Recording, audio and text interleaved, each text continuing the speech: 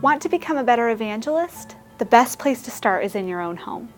At Catholics Come Home, we are often asked what can be done to help keep others from drifting away from the faith in the first place. By becoming a stronger spiritual leader for your family and within your parish community, you can be more equipped to evangelize those you love and help lead and love others toward heaven.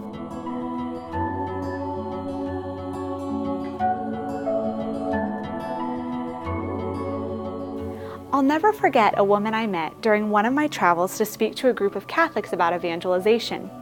I remember her reaching into her stylish handbag to take out a picture of her large family, which depicted many children and grandchildren.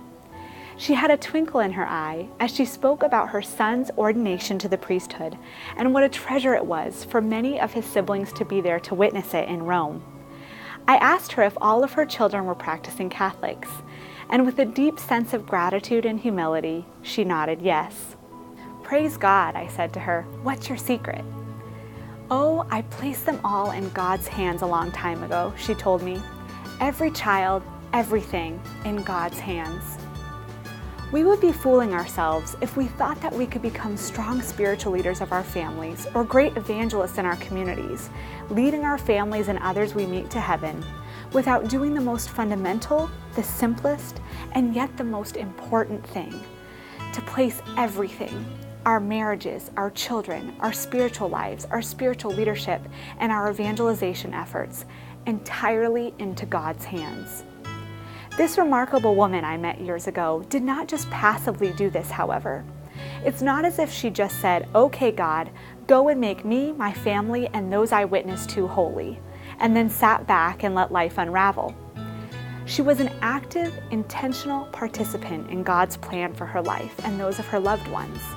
She placed her leadership and the work of evangelization in and outside the home in God's hands, effectively saying, "Okay, now you lead me in this effort.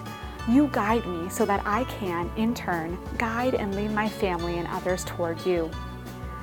Despite our best efforts and prayers, though, loved ones may freely stray.